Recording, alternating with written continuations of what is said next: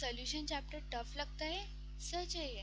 Problem chapter में नहीं, approach में है। यू आर वॉचिंग साइंस वो, और आज सॉल्यूशन में क्लियरिटी मिलेगी। नो रट्टा, ओनली लॉजिक्स, लेट्स स्टार्ट। आज हम केमिस्ट्री यूनिट 1 सॉल्यूशन को पूरा पढ़ेंगे, जिसमें ये सारे टॉपिक्स कवर होंगे। सबसे पहले हम बात करेंगे सॉल्यूशन होता क्या है, उसको कितने टाइप्स होते हैं, उसको एक्सप्रेस कैसे करते हैं, सॉल्युबिलिटी क्या होती है, हेनरीज लॉ क्या होता है, राउल्स लॉ क्या होता है, राउल्स लॉ के बेसिस पे सॉल्यूशन को कैसे डिवाइड किया गया है, vapour pressure of a liquid solution, colligative properties, osmosis and osmotic pressure, abnormal molar mass, and then at last van't Hoff factor.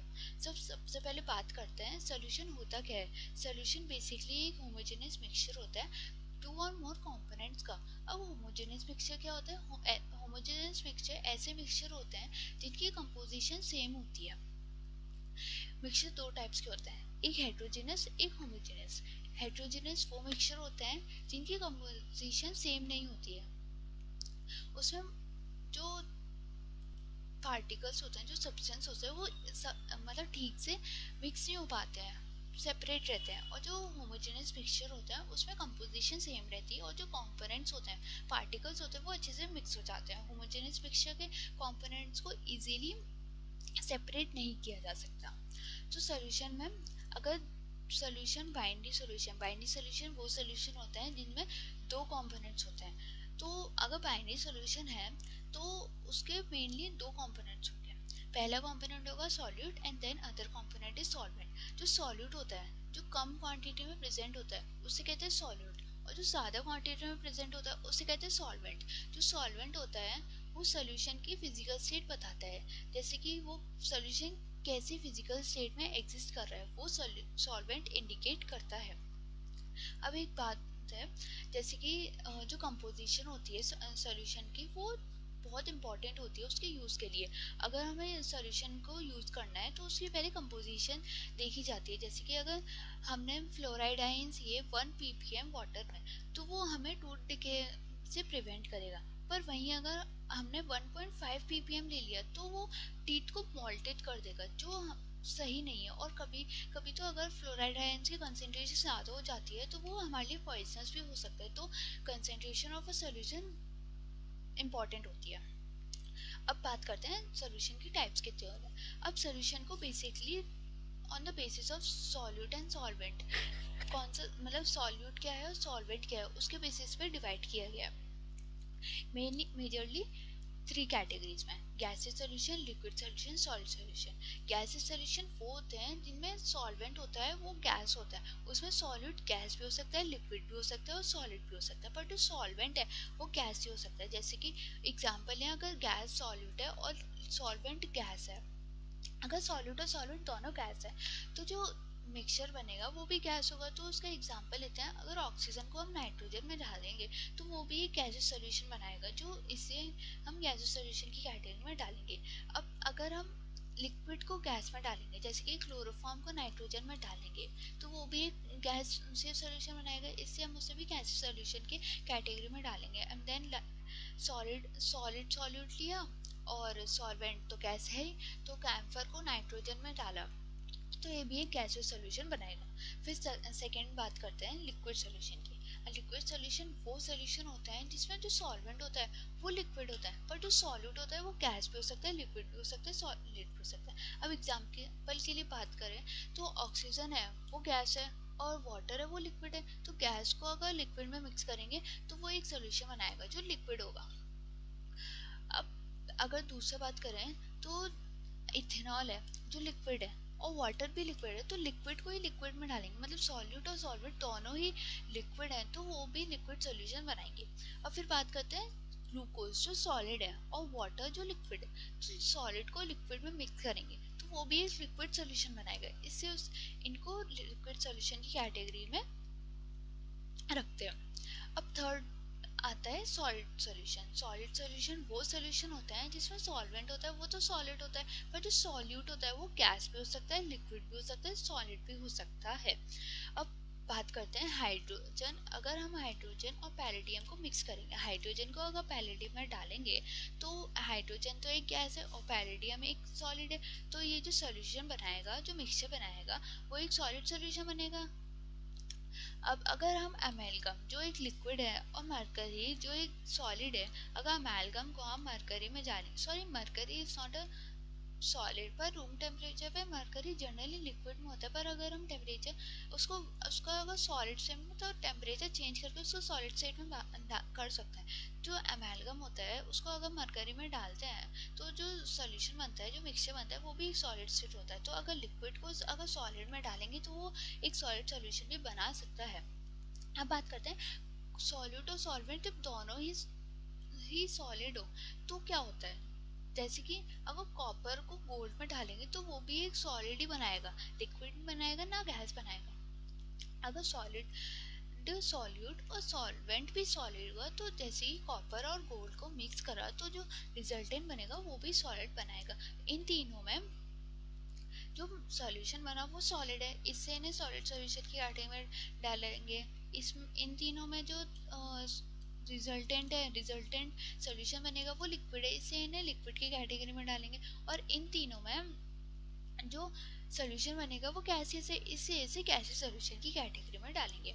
अब बात करते हैं सॉल्यूशन को एक्सप्रेस कैसे करता है। सॉल्यूशन को बेसिकली कंसंट्रेशन के टर्म्स में एक्सप्रेस करते हैं। अब कंसंट्रेशन क्या होता है, कंसंट्रेशन बेसिकली जो सॉल्यूट होता है सॉल्यूशन में वो कितना प्रेजेंट हो उसे कहते हैं कंसंट्रेशन। अब जैसे कि अभी मैंने बताया ना कि कोई भी सॉल्यूशन सॉल्वेंट और सॉल्यूट से बना होता है, तो जो सॉल्वेंट होता है वो उसकी बात नहीं करते हैं। अब जो सॉल्वेंट होता है, सॉरी सॉल्यूट होता है, जितना सॉल्यूट प्रेजेंट है सॉल्यूशन में वो ही उसकी कंसेंट्रेशन कहते हैं। अब कंसेंट्रेशन को हम 7 तरीकों से रिप्रेजेंट कर सकते हैं। पहले आता है मास परसेंट। मास परसेंट होता है कोई भी कंपोनेंट का mass upon total mass into 100। जैसे कि हमने कंपोनेंट ए लिया, कोई भी सॉल्यूशन दो कंपोनेंट से बना है ए और बी, हमें मास परसेंट निकालनी है ए की, तो mass percent is equal to A upon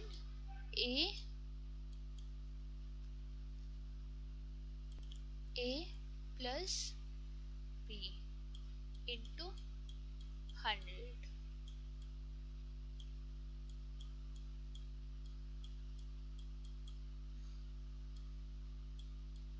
अब अगर हम मास परसेंट ऑफ ए निकालेंगे तो mass of A upon total mass of the solution into 100। अगर इसको मान लेते हैं ए है सॉल्यूट और बी है सॉल्वेंट, तो mass percent of solute is equal to mass of solute upon total mass of solution into 100। तो ये होता है मास परसेंटेज जिसको हम जिससे हम कंसंट्रेशन को रिप्रेजेंट कर सकते हैं। और एक और बात, ये जो मास हुआ वो किलोग्राम में रिप्रेजेंट नहीं करता है, एक्सप्रेस नहीं करता है, इनको ग्राम्स में यूज करते हैं, जो किलोग्राम से सब किलोग्राम की छोटी यूनिट है। अब आता है second is volume percent. Volume percent होता है, वॉल्यूम परसेंट भी मास परसेंट की तरह होता है, बस इसमें वॉल्यूम का यूज होता है मास की जगह। अगर हमने यही वाला एग्जांपल लेते हैं, अगर ए और बी से कोई भी सॉल्यूशन बनाए, तो अगर ए की परसेंटेज निकालनी है तो volume of A upon volume of A plus B into 100। अगर हमें कोई भी सॉल्यूशन है उसमें ए और बी कंपोनेंट्स हैं, वॉल्यूम्स के टर्म्स में अगर हमें उसे उसकी परसेंटेज निकालनी है तो A volume percentage of A is equal to volume of A upon volume of solution, total volume of solution into 100। 100 का मल्टीप्लाई इसलिए करें क्योंकि हम परसेंटेज निकाल रहे हैं, परसेंटेज निकालने के लिए हम हमेशा 100 का मल्टीप्लाई करते हैं। ये जनरली यूज होता है लिक्विड्स के लिए। अब बात करते हैं मास बाय वॉल्यूम परसेंट। अब हम कंसंट्रेशन को मास बाय वॉल्यूम परसेंट में एक्सप्रेस करेंगे। तो क्या करते हैं, जो सॉल्यूट का मास होता है डिवाइडेड बाय सॉल्यूशन के वॉल्यूम को वॉल्यूम से डिवाइड कर देते हैं और इनटू 100। जो सॉल्यूट का मास होता है वो ग्राम्स में रिप्रेजेंट करते हैं और जो वॉल्यूम होता है वो ml में रिप्रेजेंट करते हैं। ये हुआ volume by mass by volume percentage. इसको जनरली मेडिकल में यूज करते हैं मेडिकल सॉल्यूशंस बनाने में। अब बात करते हैं पार्ट्स पर मिली पार्ट्स, पीपीएम। अब पीपीएम क्या होता है? जब सॉल्यूशन बहुत कम क्वांटिटी में प्रेजेंट होता है तब हम उसको पार्ट्स पर मिलियन पार्ट्स में रिप्रेजेंट करते हैं। इसका फॉर्मूला होता है सॉल्यूट के पार्ट्स डिवाइडेड बाय सॉल्यूशन के parts into 10 to the power 6। Okay, इसको हम मास में भी एक्सप्रेस कर सकते हैं, वॉल्यूम टू वॉल्यूम में भी एक्सप्रेस कर सकते हैं और मास टू वॉल्यूम में भी एक्सप्रेस कर सकते हैं। अब क्या होता है, ये ना वेरी डाइल्यूट सॉल्यूशन के लिए यूज़ करता है जिसमें सॉल्यूट की जो क्वांटिटी है, जो अमाउंट है वो बहुत कम प्रेजेंट होता है। जैसे कि पॉल्यूशन हुआ, पॉल्यूशन मेजर करने के लिए हम पीपीएम का यूज़ करते हैं। अब आता है mole fraction. Mole fraction ratio होता है जो फिजिकल क्वांटिटीज़ को रिलेट करने में हेल्प करता है। जैसे कि वेपर प्रेशर को कंसंट्रेशन ऑफ अ सॉल्यूशन से अगर हम रिलेट करेंगे तो वो मोल फ्रैक्शन के थ्रू हम उसे करेंगे। ये ये रेशियो होता है तो ये यूनिटलेस होता है। अब क्या होता है, इसका फॉर्मूला होता है, इसको रिप्रेजेंट करते हैं काय से। अब क्या होता है, इसका फॉर्मूला होता है कोई भी मोल्स ऑफ कंपोनेंट, किसी भी कंपोनेंट का अगर हमें मोल फ्रैक्शन निकालना है तो उसके नंबर ऑफ मोल्स लिखते हो और फिर जो सॉल्यूशन है उसके टोटल मोल्स लिखती है। अगर कोई भी बाइनरी सॉल्यूशन है जिसमें दो कंपोनेंट्स है ए और बी, तो mole fraction of A plus mole fraction of B is equal to 1। ये वैलिड होता है हमेशा, पर ओनली फॉर बाइनरी सॉल्यूशन में ये हमेशा वैलिड होता है। और फिर आता है मोलारिटी। मोलारिटी क्या होता है? मोलारिटी को हम डिफाइन कर सकते हैं number of moles of solute dissolved in 1 litre of a solution. हम कितने moles 1 litre of a solution में डिसॉल्व कर सकते हैं उसको हम कहते हैं मोलारिटी। इसका फॉर्मूला होता है number of moles of solute upon volume of solution. किसी भी सॉल्यूशन में सॉल्यूट के moles divided by total volume of solution को हम मोलारिटी कहते हैं। इसकी एसआई यूनिट होती है मोल पर लीटर। इसमें जो वॉल्यूम होता है वो हम लीटर के टर्म्स में एक्सप्रेस करते हैं। अब बात करते हैं मोलालिटी क्या होता है। मोलालिटी होता है number of moles of solid present in 1 kg of solvent.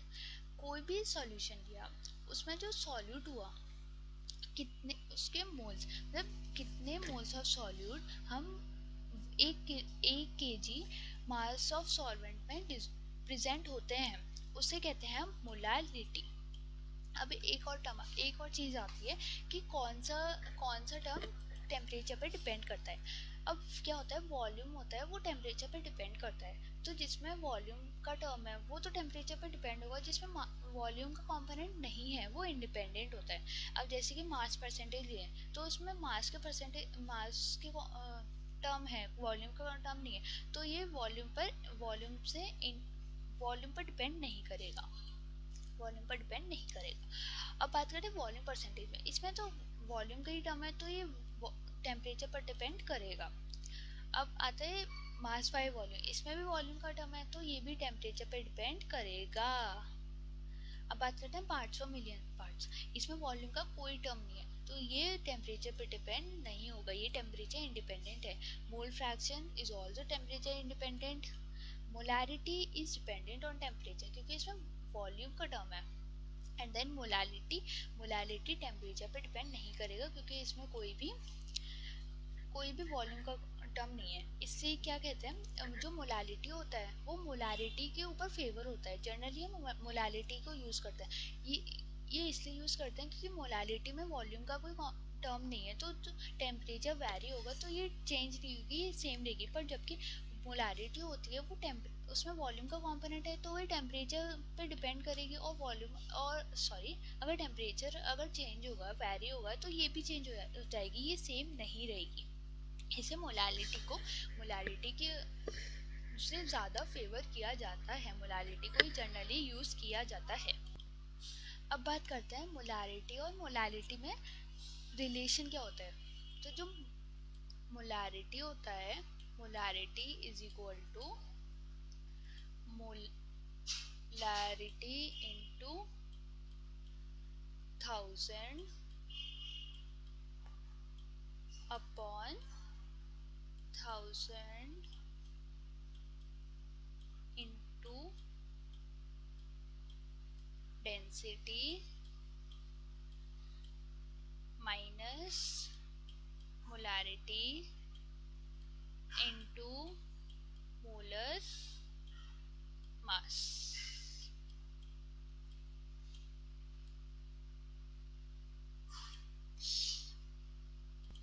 अब ये होता है relation between molality and molarity. The small m is molality, capital M is molality into 1000 upon 1000 into density minus molarity into molar mass of a component। अब ऐसे हम molarity को, अगर molality given है तो मोलारिटी कैलकुलेट कर सकते हैं, अगर मोलारिटी गिवन है तो मोलालिटी कैलकुलेट कर सकते हैं। अब मोलालिटी की ऐसा यूनिट क्या होती है, मोल पर kg। Okay, I hope it is clear. अब बात करते हैं सॉल्युबिलिटी। सॉल्युबिलिटी क्या होता है? सॉल्युबिलिटी उसको मेजर कर सकते हैं जैसे कि हम कितना सॉल्यूट कोई भी given quantity of a solvent में मिक्स कर सकते हैं एट अ स्पेसिफिक कंडीशंस, उसको हम सॉल्युबिलिटी कहते हैं। आई रिपीट इट अगेन, सॉल्यूट की मैक्सिमम क्वांटिटी जिसको हम सॉल्वेंट में डिसॉल्व कर सकते हैं, specific amount of solvent at a specific conditions, उसको कहते हैं हम solubility. Definition: maximum amount of solute that can be dissolved in a given solvent of solvent at a specific temperature to form a saturated solution is known as solubility।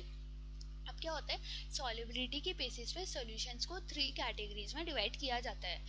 First of all, first is unsaturated solution. Unsaturated solution वो solution होता है जिसमें जो solute होता है वो हम dissolve कर सकते हैं, और मतलब हम और डिसॉल्व कर सकते हैं।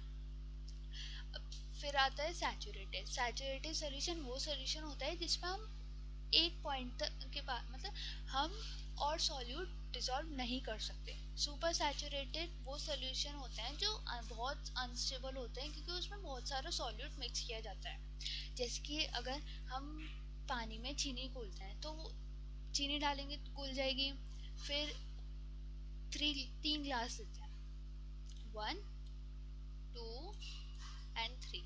हमने 3 ग्लास लिए पानी के, उसमें हमने चीनी डाली, एक में डाली थोड़ी सी, एक में थोड़ी सी डाली, तो वो मिक्स हो गई प्रॉपर। उसमें हम अभी और डाल सकते हैं, तो वो जो सॉल्यूशन हुआ, पर हम डालेंगे नहीं, तो वो जो सॉल्यूशन हुआ, सो इस सॉल्यूशन को हम अनसैचुरेटेड बोलेंगे। अब सेकेंड वन इज, हम उसमें चीनी डालेंगे, एक पॉइंट तक हम उसमें डालेंगे पर वो मिक्स नहीं होगी, तो उसे हम कह देंगे सैचुरेटेड सॉल्यूशन। अब आते हैं सुपर सैचुरेटेड। हम क्या करेंगे, उसमें चीनी डालते जाएंगे डालते जाएंगे डालते जाएंगे, पर वो मिक्स नहीं होगी, मतलब एक पॉइंट तक मिक्स हो जाएगी, फिर वो मिक्स नहीं होगी, पर हम फिर भी उसे हीट करके कैसे भी करके उसे मिक्स करेंगे, तो वो हो जाएगा सुपर सैचुरेटेड। तो ये 3 टाइप्स के होते हैं solutions on the basis of solubility. अब बात करते हैं solubility of a solid in a liquid.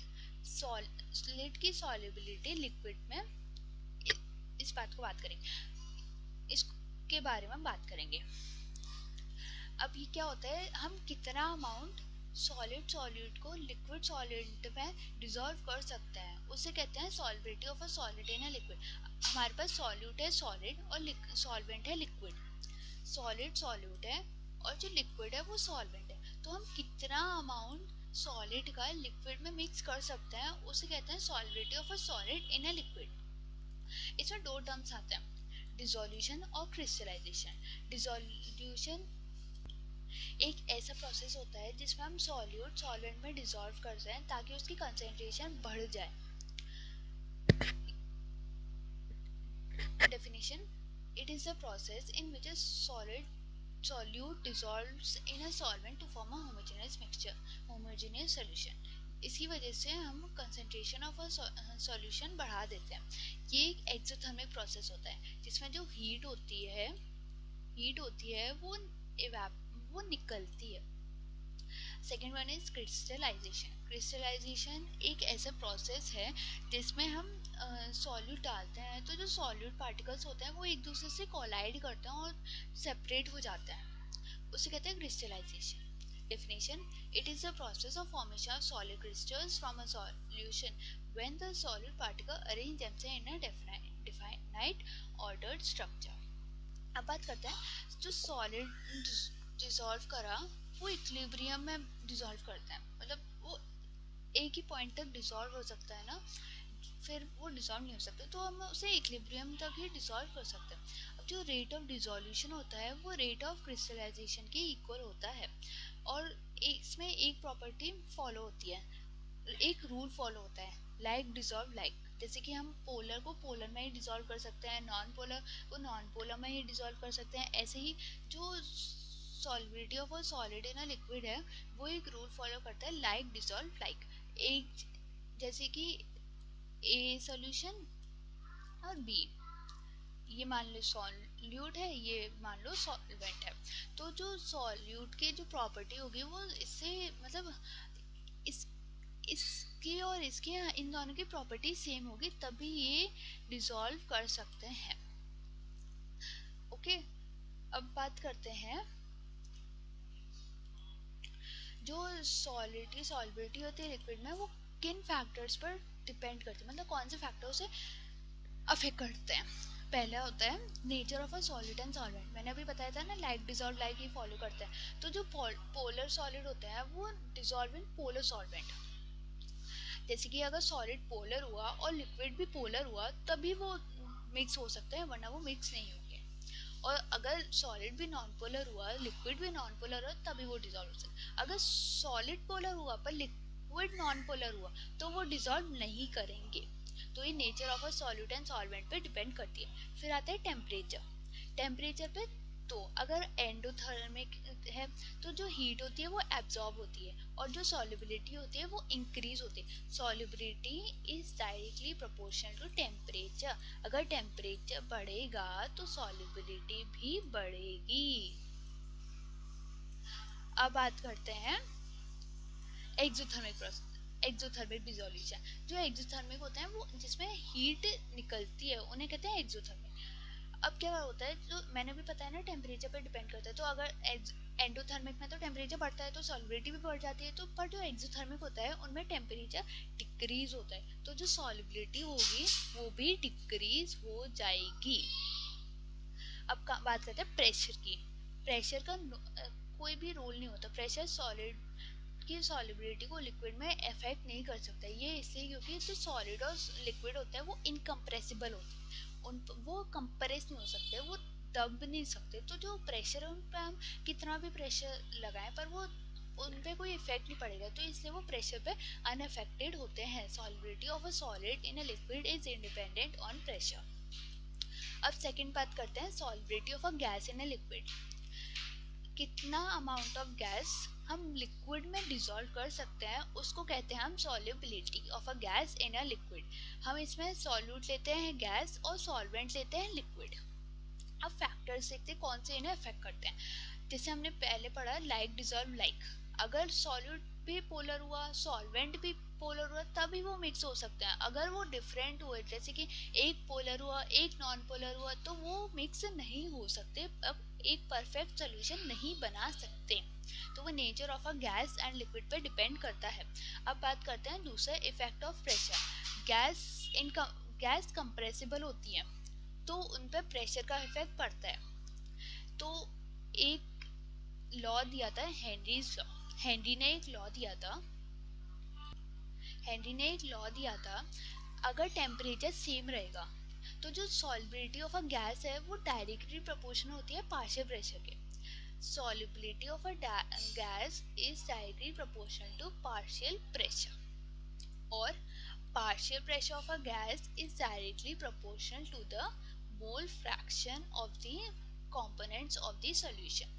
अब इस proportionality का साइन हटाएंगे, इज इक्वल टू के एच एक्स, सॉरी काय. Here P is partial pressure, KH is Henry's law constant and X is mole fraction. अगर प्रेशर बढ़ेगा तो solubility भी बढ़ेगी, क्योंकि सॉल्युबिलिटी और पार्शियल प्रेशर डायरेक्टली प्रोपोर्शनल होते हैं, ये हमें बताया था हेनरी ने. अब आता है टेम्परेचर का इफेक्ट क्या होता है. जो सॉल्युबिलिटी होती है वो टेम्परेचर से इन्वर्सली प्रोपोर्शनल होती है. टेम्परेचर और सॉल्युबिलिटी का इन्वर्स रिलेशन होता है. अगर सॉल्युबिलिटी इंक्रीज होगी तो जो टेम्परेचर है वो डिक्रीज हो जाएगा. सॉरी, अगर टेम्परेचर डिक्रीज होगा तो सॉल्युबिलिटी इंक्रीज होगी, और अगर टेम्परेचर इंक्रीज होगा तो जो सॉल्युबिलिटी होगी वो डिक्रीज हो जाएगी. तो ये सॉल्युबिलिटी टेम्परेचर से इन्वर्सली प्रोपोर्शनल होती है.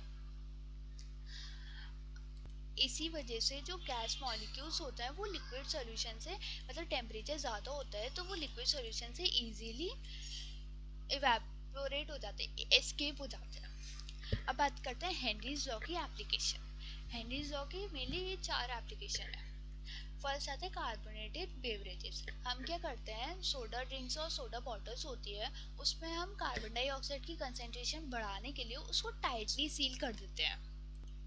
टाइटली सील कर देते हैं तो जो जब हम सोडा बॉटल्स को ओपन करते हैं तो जो प्रेशर होता है वो एक बार मतलब एक जल्दी से बाहर निकल जाता है, मतलब जो गैस होती है वो जल्दी से बाहर निकल जाती है, और जो फिज होता है वो फिज होता है वो एक्चुअली कार्बन डाइऑक्साइड की वजह से ही होता है. अब बात करते हैं स्कूबा डाइवर. स्कूबा डाइवर होते हैं वो जो पानी में आ जाते हैं. अब क्या होता है, उनको जो जब सांस लेते हैं तो वो उनको सरफेस पे आना पड़ता है ताकि वो एक बार में ही हाई प्रेशर से जो उनके अंदर मतलब वो एयर ले सके. अब क्या होता है, जिसकी वजह से उनकी बॉडी में नाइट्रोजन की पहुंच जाती है, और जो ब्लड वेजल्स हैं उनमें बबल्स फॉर्म हो जाते हैं और उन्हें सफ़र करना पड़ता है बेंड्स. अब इनको अवॉइड करने के लिए जो स्कूबा डाइवर है वो एक सिलेंडर अपने साथ कैरी करते हैं जिसकी कंसेंट्रेशन होती है, उसमें हीलियम होता है, नाइट्रोजन होता है, ऑक्सीजन होता है. हीलियम 11.7% होता है, नाइट्रोजन 56.2% एंड ऑक्सीजन इज 32.1%. ये इम्पॉर्टेंट है, याद रखना. अब क्या होता है, ये कंसेंट्रेशन नाइट्रोजन मतलब जो ब्लड वेजल्स में नाइट्रोजन बबल्स फॉर्म होते हैं उनको प्रिवेंट कर देती है, प्रेशर को गिरा देती है ताकि जो प्रेशर को इंक्रीज कर देती है ताकि जो बबल्स फॉर्म हुए उसको प्रिवेंट कर सके, और जो बेंड्स की कंडीशन उन स्कूबा डाइवर्स में आ जाती है उसको भी प्रिवेंट कर सके.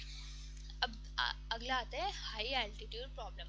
अब क्या होता है, जो एटमॉस्फेरिक प्रेशर होता है वो एल्टीट्यूड में कम होता है और जो ग्राउंड लेवल पे होता है वो ज़्यादा होता है कंपैरिजन में. तो जब हम हाई एल्टीट्यूड पर जाते हैं एल्टीट्यूड पर, तो जो ऑक्सीजन की जो ऑक्सीजन का जो प्रेशर है वो लो हो जाता है, जो हमारी बॉडी के लिए सफिशिएंट नहीं हो सकता. हम उतनी ऑक्सीजन नहीं ले पाते जो हमारी बॉडी के लिए सफिशिएंट है. तो जो ऑक्सीजन है हमें ऑक्सीजन की अमाउंट हमारी बॉडी में कम हो जाती है जिसकी वजह से हमें ब्रीदिंग प्रॉब्लम हो जाती है और हम ब्रेन तक ऑक्सीजन प्रॉपर नहीं पहुंच पाते, जिसकी वजह से हमें मतलब हम अच्छे से सोच नहीं पाते और हमें सफ़र करना पड़ सकता है एनोक्सिया से.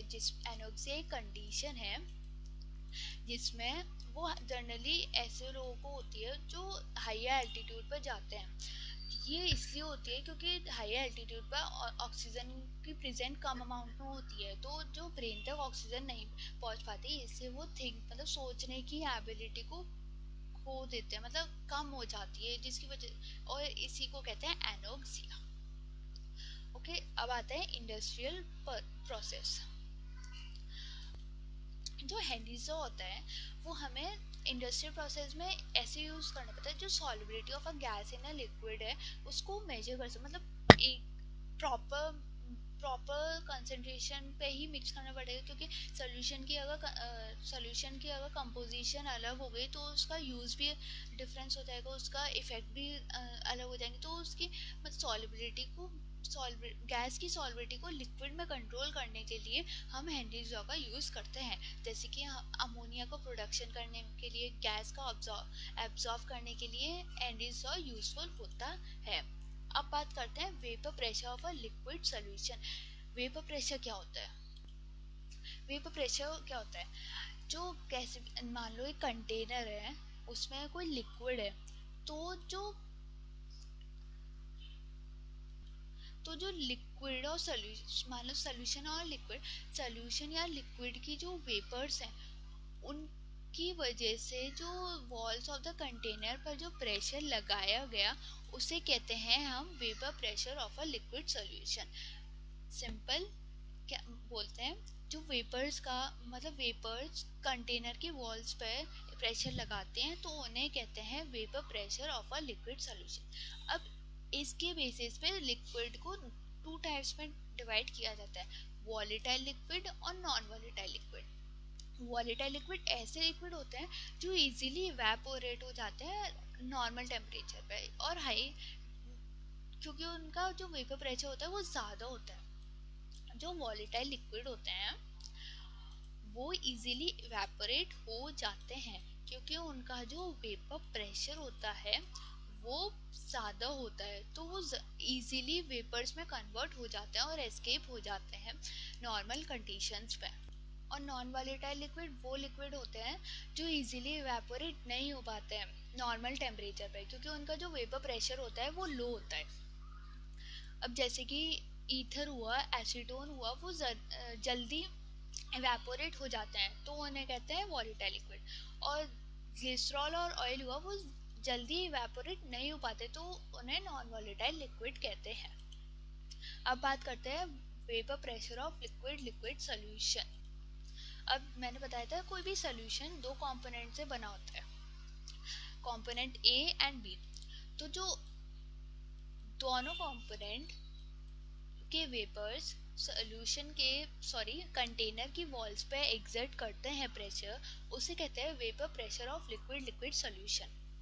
Definition: vapor pressure of a liquid liquid solution is the total pressure exerted by the vapors of both components in equilibrium with the liquid mixture at a given temperature। इसमें क्या होता है, जो रेट ऑफ इवेपोरेशन होती है वो rate of condensation के equal होती है। इसी में इसको देखते हुए राउल्स ने एक लॉ दिया जिसे कहते हैं हम राउल्स लॉ।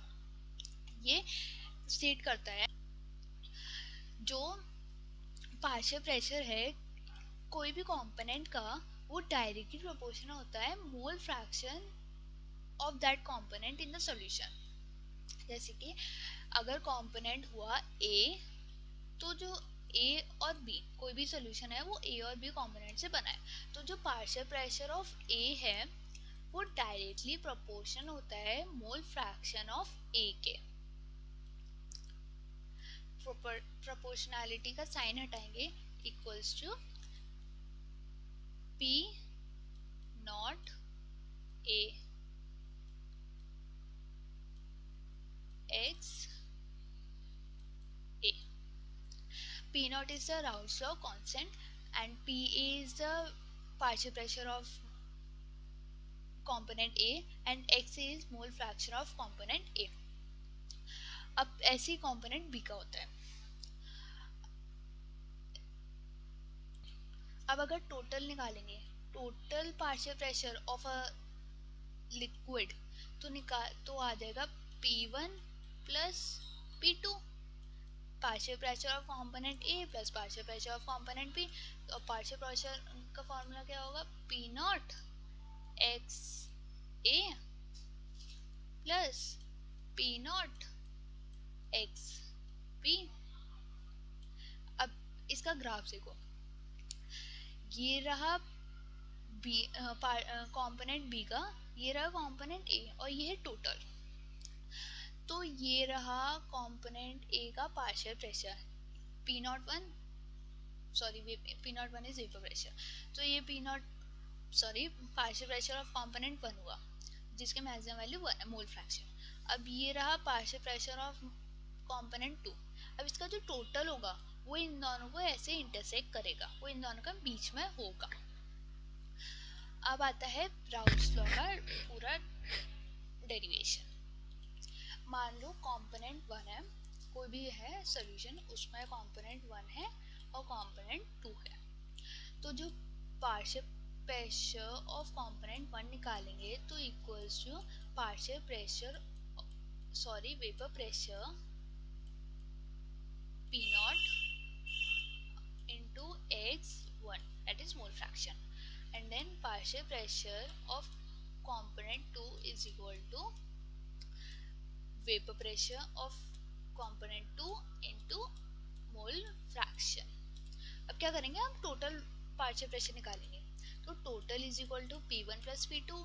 P1 क्या है, P1 not x plus P2 not x2। अब क्या होता है, मैंने अभी बताया था, जो x1 प्लस x2 होता है इक्वल्स टू 1 होता है, तो हम क्या करेंगे, x1 की जगह पे x1 is equal to 1 minus x2, तो हम x1 की जगह पे 1 माइनस x2 को पुट कर देंगे, तो 1 minus x2 P1 not plus P2 not x2, इसको अंदर मल्टीप्लाई करेंगे, P1 naught minus P1 not x1 plus sorry x2 plus P2 not x2। इसमें से क्या करेंगे, जो x2 है वो कॉमन ले लेंगे, minus sorry plus P1 P2 not minus P1 not x2। तो ये जो एक्सप्रेशन आया ये है हमारा total partial pressure of a gas containing component 1 and component 2। I hope it is clear. अब बात करते हैं, जो राउल्स लॉ है वो हेनरीज लॉ का एक स्पेशल केस बन जाता है। दोनों ही लॉ में partial pressure of a gas के बारे की बात की गई है, सॉरी पार्शियल प्रेशर के बारे में बात की गई है। तो राउल्स लॉ क्या सॉरी हेनरीज लॉ क्या होता है, P is equal to KH x, और जो राउल्स लॉ होता है P is equal to P naught x। P is partial pressure, KH is Henry's law constant, x is mole fraction of a gas, P and here is P is partial pressure of a gas, P naught is Raoult's law constant and x is mole fraction। अब अगर ये दोनों equal है, अगर किसी भी एक gas का हेनरीज लॉ और उसके वेपर फॉर्म में राउल्ट्स लॉ निकालेंगे तो जो पार्शियल प्रेशर है वो तो इक्वल हुआ, मोल फ्रैक्शन भी इक्वल है, तो ये दोनों हम इक्वल भी कर सकते हैं जब अगर KH और X की वैल्यू सेम होगी, तो ये बन जाएगा एक स्पेशल केस और हेनरीज लॉ और राउल्ट्स लॉ का जो एक्सप्रेशन है वो इक्वल हो जाएगा। तो इस तरीके से जो राउल्ट्स लॉ है वो हेनरीज लॉ का एक स्पेशल केस बन जाएगा जिसमें KH है वो P नॉट के इक्वल हो जाएगा। अब नेक्स्ट बात करते हैं vapour pressure of a solution of solid in a liquid. अब क्या करते हैं, अगर कोई नॉन वॉलेटाइल सॉलिड है, नॉन वॉलेटाइल सॉलिड जो इजीली इवेपोरेट नहीं कर सकते, अगर कोई नॉन वॉलेटाइल सॉलिड हम लिक्विड में डिसॉल्व करेंगे तो जो प्रेशर होता है जो वेपर प्रेशर होता है सॉल्यूशन का वो डिक्रीज हो जाता है। ये इसलिए क्योंकि अगर हम कोई भी सॉलिड सॉल्यूट डालेंगे तो जो मोल फ्रैक्शन है सॉल्वेंट का वो डिक्रीज हो जाएगा, जिसकी वजह से जो वेपर प्रेशर है वो भी डिक्रीज हो जाता है, जिसकी वजह से जो वेपर प्रेशर है वो डिक्रीज हो जाता है। फिर से अगर कोई हम सॉलिड सॉल्यूट सॉल्वेंट में डालेंगे तो जो मोल फ्रैक्शन है सॉल्वेंट का वो डिक्रीज हो जाता है, और जो नंबर ऑफ पार्टिकल्स होते हैं सॉल्वेंट के वो भी डिक्रीज हो जाते हैं, जिसकी वजह से वो इजीली इवेपोरेट नहीं हो सकते हैं, जिसकी वजह से जो वेपर प्रेशर होता है वो भी डिक्रीज हो जाता है।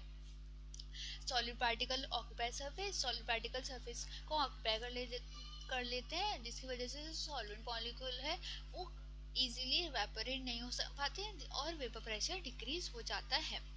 पर ये सिर्फ नॉन वॉलेटाइल सॉल्यूट ऐड करते हैं तभी होता है, और ये मोल फ्रैक्शन पे डिपेंड करता है। पर ये नेचर इंडिपेंडेंट ऑफ नेचर, मतलब जो सॉल्वेंट का नेचर है वो उस पर डिपेंड नहीं करता है, जो नंबर ऑफ पार्टिकल्स है उस पर डिपेंड करता है। ये सिर्फ नॉन वॉलेटाइल सॉल्यूट पे वैलिड होता है, और जो सॉल्वेंट है उस पर उसके नेचर पे डिपेंड नहीं करता, सिर्फ नंबर पे डिपेंड करता है। अब बात करते हैं आइडल एंड नॉन आइडल। जो राउल्स लॉ है उसके बेसिस पे सॉल्यूशन के दो टाइप्स होते हैं। राउल्स लॉ के according, on the basis of Raoult's law, solution के दो टाइप्स होते हैं, आइडल सॉल्यूशन और नॉन आइडल सॉल्यूशन। जो सॉल्यूशन राउल्स लॉ को फॉलो करते हैं, जो राउल्स लॉ की कंडीशंस को ओबे करते हैं, उनको कहते हैं ideal solution. An ideal solution is one which obeys Raoult's law over the entire range of concentration and has no change in enthalpy and volume on mixing। जो आइडियल सॉल्यूशन होते हैं वो राउल्स लॉ को ओबे करते हैं, और उसमें क्या होता है, जो इंथैल्पी चेंज होता है वो जीरो होता है, कोई भी चेंज नहीं होता है, और जो वॉल्यूम चेंज होता है वो भी जीरो होता है। ये बेसिक है, ये मेन बात है आइडियल सॉल्यूशन की। और क्या होता है, जो कोई भी मतलब मान लो ए और बी से कोई भी सॉल्यूशन बना, तो जो ए इंटरेक्शन होगी मॉलिक्यूल्स की, ए मतलब तीन इंटरेक्शन बनेगी, A B B and A B. A ये सॉल्यूट की मान लो, ये सॉल्वेंट की इंटरेक्शन, और ये ए और बी सॉल्यूशन की, तो ये जो इंटरेक्शन है वो एक दूसरे के इक्वल होगी अप्रोक्सीमेटली। आइडियल सॉल्यूशंस में ये होता है, ये मेन बात है, इसको याद रखना, ये क्वेश्चंस में यूज होती है, इम्पोर्टेंट। अब characteristics, it obey Raoult's law, no heat absorbed oil, no volume change. जैसे कि जो बेंजीन और टोलिन का जो सॉल्यूशन बनता है वो एक आइडियल सॉल्यूशन है, क्योंकि उसमें जो एंथैल्पी चेंज है और वॉल्यूम चेंज है वो जीरो होता है, और वो उनकी जो इंटरेक्शन होती है जो बेंजीन और बेंजीन की इंटरेक्शन है वो इक्वल होती है टोलिन और टोलिन की इंटरेक्शन जो फर्दर इक्वल होती है बेंजीन और टोलिन की इंटरेक्शन से, तो इसे आइडियल सॉल्यूशन कहते हैं। और ऐसे ही जो एन हेक्सेन और एन हेप्टेन है वो भी आइडियल सॉल्यूशन, क्योंकि जो एन हेक्सेन और एन हेक्सेन की इंटरेक्शन है वो इक्वल है N heptane and N heptane की इंटरेक्शन से, जो फर्दर इक्वल है N hexane and N heptane की इंटरेक्शन से, इसलिए इन्हें कहते हैं ideal solution. I hope it is clear. अब नेक्स्ट बात करते हैं नॉन आइडियल सॉल्यूशन क्या होता है। जो सॉल्यूशंस राउल्स लॉ को फॉलो नहीं करते हैं, उसकी कैरेक्टरिस्टिक्स को फॉलो नहीं करते हैं, they do not obey Raoult's law, उन सॉल्यूशंस को कहते हैं नॉन आइडियल सॉल्यूशन। इसमें क्या होता है, एंथैल्पी ऑफ चेंज होती है, चेंज इन एंथैल्पी होती है वो जीरो के इक्वल नहीं होती है, और जो चेंज इन वॉल्यूम होता है वो भी जीरो के इक्वल नहीं होता है। और क्या होता है इसमें, जो ए इंटरेक्शन है, ए इंटरेक्शन वो बी इंटरेक्शन के इक्वल नहीं होती, ना वो इक्वल होती है ए और बी की इंटरेक्शन से, मतलब ये अलग अलग होती हैं। अब इसी बेसिस पे नॉन आइडियल को फर्दर डिवाइड किया गया है positive and negative deviation solutions. बात करते हैं पॉजिटिव और नेगेटिव डेविएशन। अब ए इंटरैक्ट जो ये इक्वल तो नहीं होती। अब अगर ए बी इंटरैक्शन ए या बी इंटरैक्शन से छोटी होती है तो उन सॉल्यूशंस को कहते हैं पॉजिटिव डेविएशन, वो पॉजिटिव डेविएशन शो करती है। अब तो और इसमें जो एंथैल्पी ऑफ मिक्स होगी वो 0 से बड़ी होगी। तो जो रिएक्शन ये शो करते हैं वो होते हैं एंडोथर्मिक, जिसमें हीट एब्जॉर्ब की जाती है, और जो वी मिक्स होता है वो भी 0 से बड़ा होता है। जैसे कि इथेनॉल और एसीटोन, इथेनॉल और एसीटोन में जो इथेनॉल की इंटरैक्शन है और जो एसीटोन की इंटरैक्शन है वो ग्रेटर है इथेनॉल और इथेनॉल के इंटरैक्शन से। That is E is greater than A interaction और A interaction is greater than A interaction. तो ये होते हैं पॉजिटिव डेविएशंस। अब बात करते हैं नेगेटिव डेविएशन। जो डेविएशन जिसमें ए मतलब जो सॉल्यूट की इंटरैक्शन है वो छोटी होती है, सॉल्यूशन की इंटरैक्शन, सॉल्यूट या सॉल्वेंट की इंटरैक्शन जो सॉल्यूशन की इंटरैक्शन से छोटी होती है तो उन्हें कहते हैं नेगेटिव डेविएशंस। अब क्या होता है इनमें जो ये एंथैल्पी ऑफ मिक्स होती है वो 0 से छोटी होती है। तो जो ये रिएक्शन शो करता है वो एक्सोथर्मिक रिएक्शन शो करते हैं। इसमें जिसमें हीट इवॉल्व होती है वो होते हैं एक्सोथर्मिक रिएक्शंस। इसमें जो डेल्टा वी मिक्स होता है वो भी 0 से छोटा होता है। जैसे कि एसीटोन एंड क्लोरोफॉर्म, जो एसीटोन की इंटरैक्शन है वो छोटी होती है क्लोरोफॉर्म और एसीटोन की इंटरैक्शन से। या फिर जो क्लोरोफॉर्म की इंटरैक्शन है वो छोटी होती है, सॉरी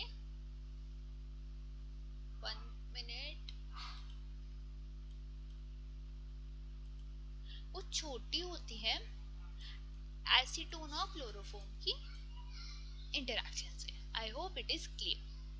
अब नेक्स्ट बात करते हैं इनका ग्राफ जो इम्पोर्टेंट है।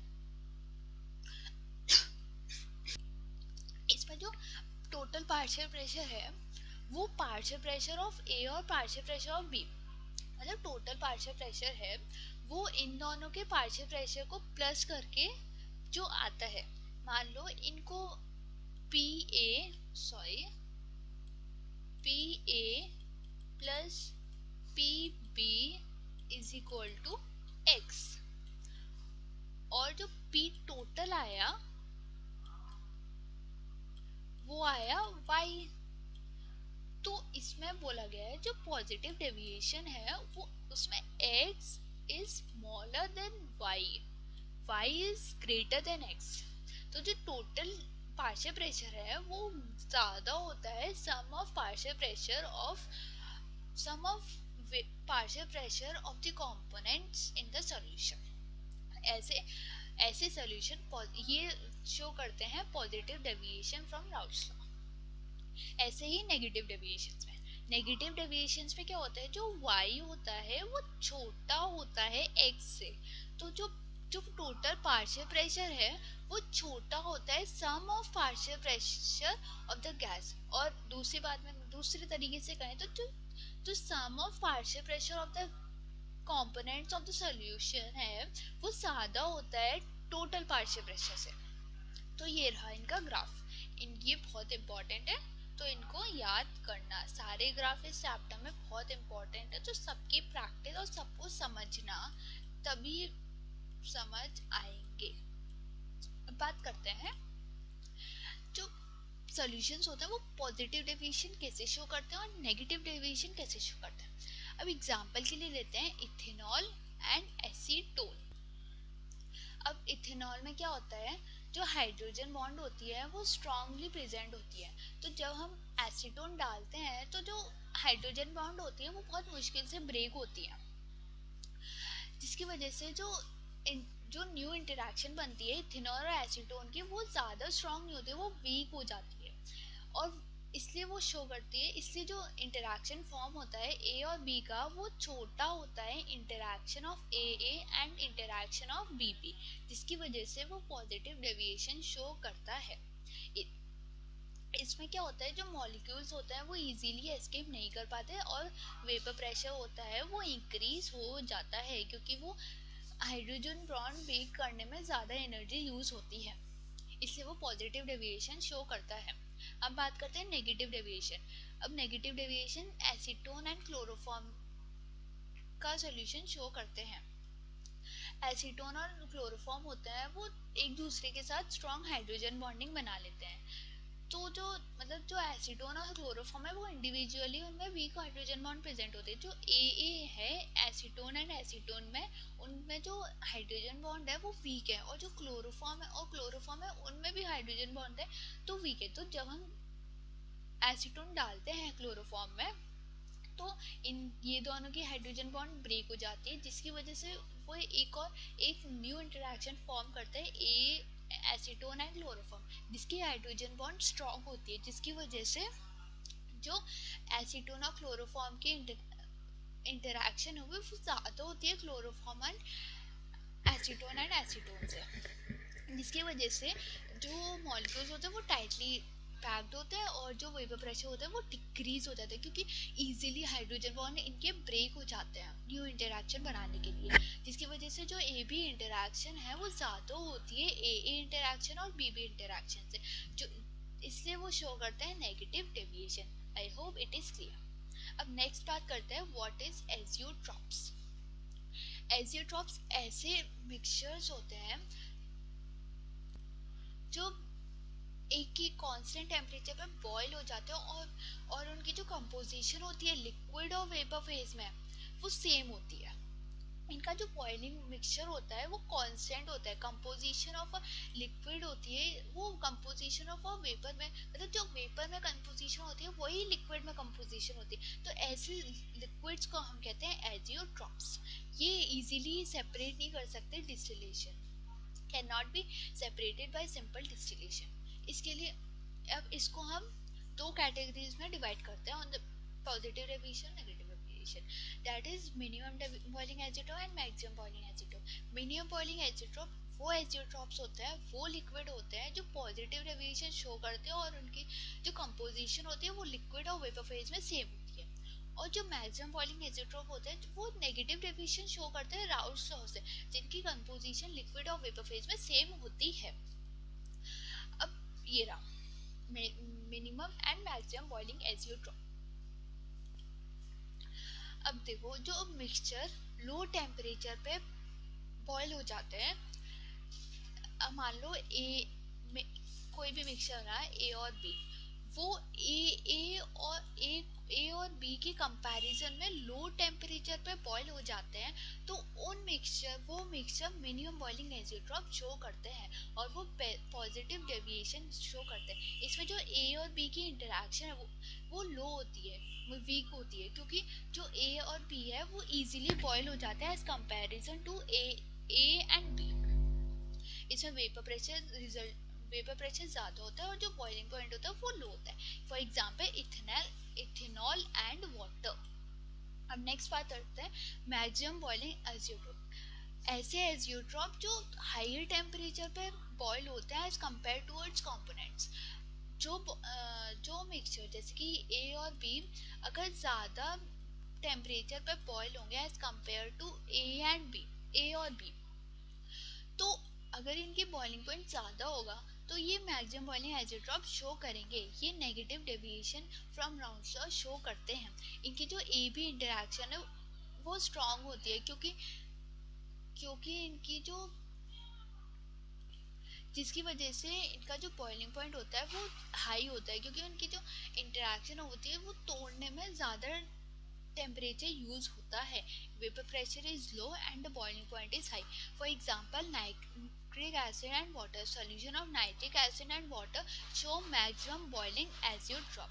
अब नेक्स्ट बात करते हैं कॉलिगेटिव प्रॉपर्टीज क्या होता है। कॉलिगेटिव प्रॉपर्टीज वो प्रॉपर्टीज होती हैं जो नंबर ऑफ सॉल्यूट पार्टिकल्स पर डिपेंड करती है पर उसके नेचर पर डिपेंड नहीं करती है। They are independent of nature but depends on the number of solid particles only. अब जनरल कैरेक्टरिस्टिक्स क्या होती हैं? ये नंबर ऑफ पार्टिकल्स पर डिपेंड करती है, केमिकल नेचर से इंडिपेंडेंट होती है, ये डाइल्यूट सॉल्यूशन पे एप्लीकेबल होती हैं और इनको नॉन वॉलेटाइल सॉल्यूट चाहिए होता है। मतलब जो सॉल्यूशन है वो डाइल्यूट होना चाहिए और जो सॉल्यूट ऐड करा वो नॉन वॉलेटाइल होना चाहिए। ये एसोसिएशन और डिसोसिएशन में डिपेंड करती है। मतलब कोई मॉलिक्यूल एसोसिएट हुआ, मतलब सॉरी एसोसिएट हुआ मतलब कोई भी टू कंपोनेंट से फॉर्म हुआ, या फिर डिसोसिएशन हुआ, कोई भी कंपोनेंट दो या दो से ज़्यादा कंपोनेंट में ब्रेक हुआ, तो उस पर ही डिपेंड करता है और ये कंसेंट्रेशन पर डायरेक्टली प्रोपोर्शन होता है। तो जो कॉलिगेटिव प्रॉपर्टीज हैं वो डायरेक्टली प्रोपोर्शन होती है कंसेंट्रेशन ऑफ अ सॉल्यूशन और इनवर्सली प्रोपोर्शनल होती हैं molar mass of the component. ये ऑल्सो डिपेंड करती हैं वेंट हॉफ फैक्टर पे। वेंट हॉफ फैक्टर भी आगे चल के बताऊंगी। वेंट हॉफ फैक्टर जिसको रिप्रेजेंट करते हैं आई से, स्मॉल आई। अब मेनली 4 और 5 कॉलिगेटिव प्रॉपर्टीज होती हैं, स्टेप बाय स्टेप उनको पढ़ेंगे। फर्स्ट आते हैं relative lowering of vapour pressure. ये एक रेशियो होता है lowering of vapor pressure to the vapor pressure of the pure solvent। कोई भी सॉल्यूशन हो उसका जो वेपर प्रेशर है वो कितना लो, वो जितना लो हुआ to the vapour pressure of the pure solvent. Pure solvent के से रेशियो, जैसे कि मान लो वेपर प्रेशर लो हुआ, low vapour pressure to the vapor pressure of the pure solvent. This is a mathematical expression of relative lowering of vapor pressure. Here P is partial pressure and P naught is vapor pressure. So P naught minus P upon P naught. This is known as relative lowering of vapor pressure. ये number of solid particles पर depend करती है पर जो nature of solute है उससे independent होती है। इसकी कुछ conditions होती हैं, जो सॉल्यूट हुआ वो नॉन वॉलेटाइल होना चाहिए और जो सॉल्यूशन हुआ वो डाइल्यूट होना चाहिए। ज़्यादा सॉल्यूट डालेंगे तो ज़्यादा लो वेपर प्रेशर लो होगा, इसलिए नॉन वॉलेटाइल सॉल्यूट इस वाली कंडीशंस में रिक्वायर्ड होता है। ये हमें मोलर मास फाइंड करने में हेल्पफुल होता है। ऐसे इसलिए क्योंकि ये देखो P upon P naught is equal to P1 naught, ये मान लो P1 for component 1 minus P1 upon P naught is equal to mole fraction of component 2। अब मोल फ्रैक्शन का फॉर्मूला रखो, P1 naught minus P1 upon P naught is equal to number of moles of component 2 upon total number of moles.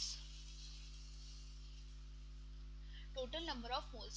If मान लो अगर जो component 1 है उसके moles बहुत कम है, तो सॉरी component 1 के नहीं, component 2 के जो moles हैं वो बहुत कम है, तो हम क्या करेंगे, तो जो बना P1 naught minus P1 upon P1 not is equal to N2 upon N1. N2 is number of moles of component 2 and N1 is number of moles of component 1. अब number of moles का formula रखो, P1 naught minus P1 upon P1 naught is equal to mass into molar mass of component 1 upon molar mass of component 2 into mass of component 1. From this expression molar mass of the component can be calculated. अब next बात करते हैं elevation in boiling point. अब elevation boiling point क्या होता है? Boiling point कितना increase हुआ बाय डिसॉल्विंग इन इट। किसी भी सॉल्यूट को हम किसी भी सॉल्वेंट में डिसॉल्व करेंगे तो जो सॉल्वेंट का बॉइलिंग पॉइंट कितना इंक्रीज हुआ उसको कहेंगे एलिवेशन इन बॉइलिंग पॉइंट। ये रहा ग्राफ। अब हमने क्या किया, ये सॉल्यूशन का, ये सॉल्वेंट का। अब हम सॉल्यूट को अगर ऐड करेंगे तो जो सॉल्यूशन फॉर्म्ड हुआ उसका जो बॉइलिंग पॉइंट है वो इंक्रीज हो जाता है। अगर जैसे कि सॉल्यूशन, अब इसमें हमने कोई भी सॉल्वेंट लिया, अगर उसमें नॉन वोलेटाइल सॉल्यूट डाला तो उसका जो बॉइलिंग पॉइंट है वो इंक्रीज हो जाता है। Adding solute vapour pressure increase हो जाता है जिसकी वजह से हायर टेम्परेचर चाहिए होता है, बॉइलिंग पॉइंट इंक्रीज। और इसका एक्सप्रेशन होता है डेल्टा टीबी बीच में माइन is equal to TB minus TB naught. इसको हम कहते हैं एलिवेशन ऑफ बॉइलिंग पॉइंट। इसमें क्या होता है, जो डेल्टा टीबी होता है वो डाइल्यूट सॉल्यूशन में कितना बॉइलिंग पॉइंट एलिवेट हुआ, कितना बॉइलिंग पॉइंट बढ़ा, तो उसको शो करता है। और जो टीबी हुआ वो सॉल्यूशन का बॉइलिंग पॉइंट है, और जो टीबी नॉट है वो प्योर सॉल्वेंट का बॉइलिंग पॉइंट शो करता है। अब टीबी क्या होता है, डेल्टा टीबी वो डायरेक्टली प्रोपोर्शनल होता है मोलारिटी के। अब प्रोपोर्शनैलिटी का साइन हटाएंगे तो केबी ऐड हो जाएगा which is constant. KB is known as a boiling point elevation constant और मोलर एलिवेशन कांस्टेंट और ebullioscopic constant. Boiling point elevation constant, molar elevation constant और इब्लियोस्कोपिक एलिवेशन कांस्टेंट। अब इसको एक्सपैंड करेंगे तो इसका फॉर्मूला बनेगा delta TB is equal to KB into 1000 into W2 upon M2 into W1, जहाँ KB delta TB is elevation of boiling point, KB is boiling point elevation constant and ये रहा molarity को। जब हमने मोलारिटी को expand करा उसका formula put किया तो ये एक्सप्रेशन हमें मिला। अब इससे हम मोलर मास भी कैलकुलेट कर सकते हैं सॉल्यूट का। M2 is molar mass of the solute, तो M2 लिखेंगे, M2 is equal to KB into 1000 into W2 mass of component 2 upon mass of component 1 into delta TB। सो इस तरीके से हम elevation in boiling point calculate कर सकते हैं और molecular mass of a component भी कैलकुलेट कर सकते हैं। अब नेक्स्ट बात करते हैं डिप्रेशन इन फ्रीजिंग पॉइंट। जब हम कोई भी नॉन वॉलेटाइल सॉल्यूट ऐड करते हैं तो जो फ्रीजिंग पॉइंट होता है सॉल्वेंट का वो डिक्रीज कर जाता है। ये इसलिए क्योंकि जब हम कोई भी हम नॉन वॉलेटाइल सॉल्यूट डालते हैं तो वो सॉल्वेंट की जो सॉलिड स्ट्रक्चर फॉर्मेशन की जो कैरेक्टरिस्टिक्स होती है उसको अफेक्ट कर देता है, उसको तोड़ देता है, क्रिस्टलाइटाइज बनाने की प्रॉपर्टी को उसको ब्रेक कर देता है, जिसकी वजह से जो लिक्विड होता है उसको और लो टेम्परेचर यूज करना पड़ता है, तो उसका फ्रीजिंग पॉइंट वो गिरा देता है। जैसे कि अगर हमने पानी में नमक डाला तो जो वाटर है, जैसे कि मान लो वाटर जनरली 0 डिग्री सेल्सियस पर फ्रीज करता है, तो पर अगर हमने उसमें सॉल्ट डाला, नॉन वॉलेटाइल सॉल्यूट डाला तो वो वाटर है वो 0 डिग्री सेल्सियस से भी लो टेम्परेचर पर फ्रीज करेगा। अब इसका रीजन अभी मैंने बताया कि ना, अगर हम उसमें नॉन वॉलेटाइल सॉल्यूट डालेंगे तो उसकी जो क्रिस्टलाइटाइज फॉर्मेशन की प्रॉपर्टी है उसको वो डिस्टर्ब कर देगा, जिसकी वजह से जो लिक्विड है उसको और लो टेम्परेचर चाहिए होगा ताकि वो अच्छे से फ्रीज कर सके। अब बात करते हैं इसके मैथमेटिकल एक्सप्रेशन की। जो डेल्टा टीएफ होता है वो डायरेक्टली प्रोपोर्शनल होता है मोलारिटी के, just like in elevation in boiling point. अब इसको एक्सपैंड करेंगे।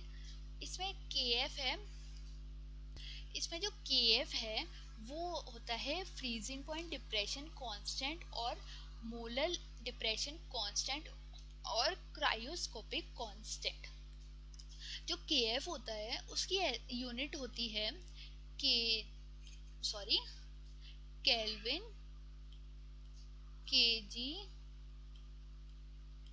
केजी पर मोल। अब इसको हम एक्सपैंड करेंगे। तो हमारा फॉर्मूला बनेगा delta T F which is depression in freezing point is equal to K F into mass of component 2 upon mass of component 1 into molar mass of component 2 into 1000। इसका ये मैथमेटिकल एक्सप्रेशन है। अब इसके through हम molar mass of the component 2 भी find कर सकते हैं। m2 is equal to K F into mass of component 2 into 1000 upon mass of component 1 into depression in freezing point। Simple. इससे हम मोलर मास ऑफ कंपोनेंट भी find कर सकते हैं। ये रहा mathematical expression of depression in freezing point.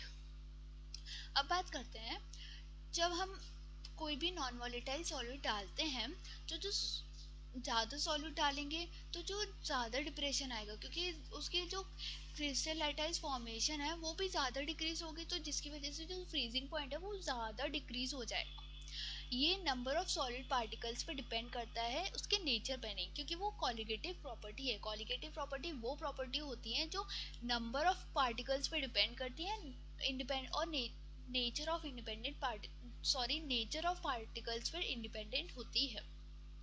जो electrolytes होते हैं उनका ज़्यादा इफेक्ट आता है as compare to non electrolytes. अगर कोई सॉल्वेंट में हमने इलेक्ट्रोलाइट डाला तो उसकी वजह से ज़्यादा फ्रीजिंग पॉइंट डिक्रीज होगा। इसकी वजह से फ्रीजिंग पॉइंट ज़्यादा डिक्रीज होगा as compare to non electrolyte.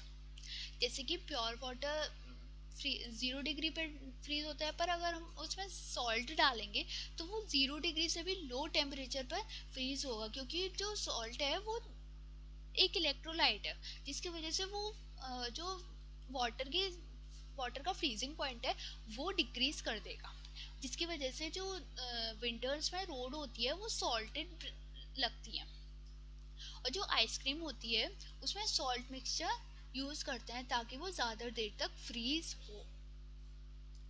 अब बात करते हैं इसके ग्राफ की।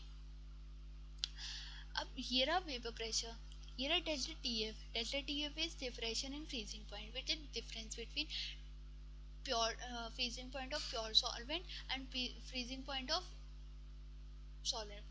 TF not is freezing point of liquid solvent and TF is frozen solvent। so इसका ये ग्राफ बना। Okay, I hope it is clear. अब बात करते हैं ऑस्मोसिस की। जो ऑस्मोसिस है वो एक प्रोसेस है जिसमें जो सॉल्वेंट पार्टिकल्स है वो मूव करते हैं through a semi permeable membrane. वो मूव करते हैं from lower to higher concentration. I repeat it again. जो ऑस्मोसिस है वो एक प्रोसेस है movement of solvent through a semi permeable membrane from low solid concentration to high solid concentration.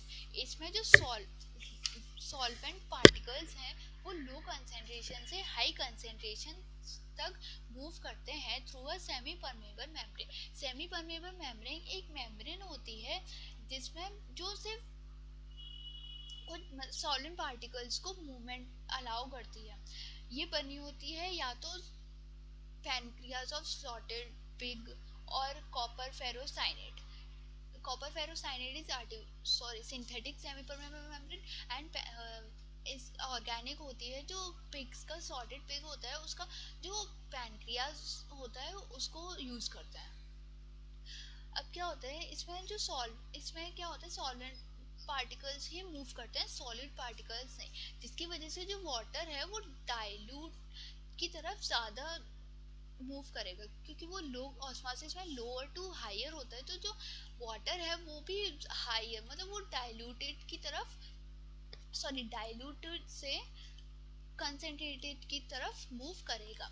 अब osmosis के अकॉर्डिंग ऑस्मोसिस के बेसिस पर solutions को 3 टाइप्स में डिवाइड किया गया है, हाइपोटोनिक, हाइपरटोनिक एंड आइसोटोनिक।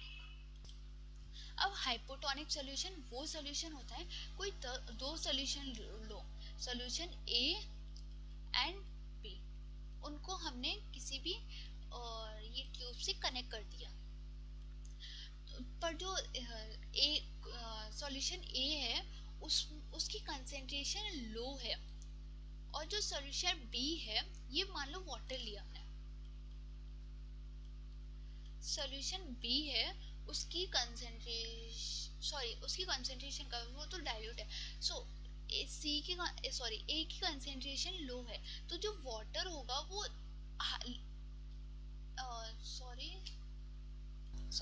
ए की कंसेंट्रेशन अगर लो होगी तो जो वाटर हुआ वो इससे मतलब लोअर टू हायर जाता है, अगर वो वाटर से कम कंसेंट्रेट हुआ तो यहाँ से वाटर निकल के इसमें दोबारा इसमें आ जाएगा, तो इसकी ये क्या होगा, वो श्रिंक हो जाएगा, वो सूख जाएगा, क्योंकि इससे वाटर लॉस हो गया।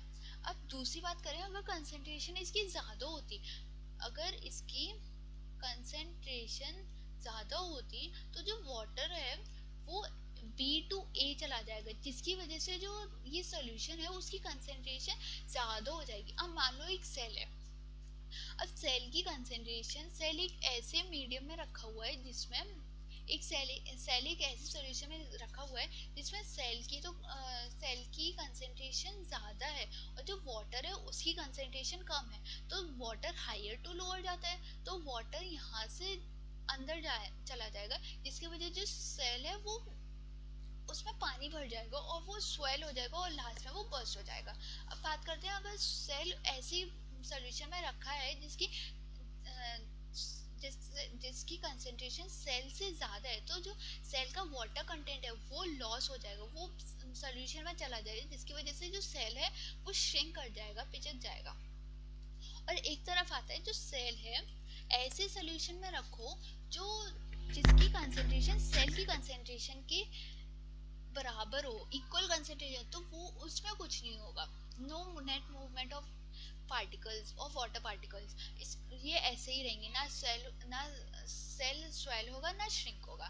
तो ऐसे सॉल्यूशंस को कहते हैं आइसोटोनिक, ऐसे सॉल्यूशंस को कहते हैं hypertonic, and this one is hypotonic. I hope it is clear. अब नेक्स्ट बात करते हैं ऑस्मोटिक प्रेशर। ऑस्मोटिक प्रेशर वो प्रेशर होता है जो सॉल्यूशन की तरफ अप्लाई किया जाता है सॉल्वेंट के फ्लो को रोकने के लिए। अब क्या होता है ऑस्मोसिस में, मैंने बताया कि सॉल्वेंट मॉलिक्यूल्स फ्लो करते हैं फ्रॉम लोअर टू हायर, तो हम क्या करते हैं, जो ऑस्मोटिक एक प्रेशर अप्लाई करते हैं सॉल्वेंट मॉलिक्यूल पे ताकि वो मूव नहीं कर सकते फ्रॉम लोअर टू हायर, तो lower to higher, it prevent osmosis. अब definition, osmotic pressure is a minimum pressure that must be applied to a solution to stop the flow of solvent through a semi permeable membrane. इसमें क्या होता है, जो water होता है वो naturally moves होता है सॉल्यूशन में, इसको रोकने के लिए प्रेशर अप्लाई करते हैं सॉल्यूशन की साइड, जो रिक्वायर्ड प्रेशर होता है, जो हम प्रेशर अप्लाई करते हैं उसे कहते हैं हम ऑस्मोटिक प्रेशर। ऑस्मोटिक प्रेशर को हम रिप्रेजेंट करते हैं पाई से। Pi is a mathematical term. I is Van Hoff factor, C is concentration, R is the gas constant and T is temperature. अब मान लो जो ऑस्मोटिक प्रेशर है वो डायरेक्टली प्रोपोर्शन होती है C एंड T के। अब इस प्रोपोर्शनैलिटी का साइन हटाएंगे तो I Van Hoff factor and R which is gas constant will be added. So अगर इसे एक्सपेंड करेंगे कंसेंट्रेशन को हम लिख सकते हैं number of moles of particle upon volume into R T. Bent of factor के बारे में हम अभी थोड़ी देर में बात करेंगे। अब क्या करेंगे हम जो वॉल्यूम है उसको ऑस्मोटिक प्रेशर के साथ लेंगे तो जो पाई होगा pi V is equal to N two R T. अब नंबर ऑफ मोल्स को एक्सपैंड करेंगे pi V is equal to number of moles is equal to mass upon molar mass into R T. अब इससे हम molar mass भी find कर सकते हैं। अब molar mass is equal to mass gas constant temperature upon osmotic pressure into volume. This is how we can find molar mass of a component through osmotic pressure. अब जो osmotic pressure होता है वो हमें हेल्प करता है proteins के molar mass को डिटरमाइन करने के लिए, पॉलीमर के मोलर मास को डिटरमाइन करने के लिए थ्रू दिस एक्सप्रेशन। अब ऑस्मोसिस हमने पढ़ा तो दो टर्म्स होते हैं, एक और टर्म होता है ऑस्मोसिस और डिफ्यूजन।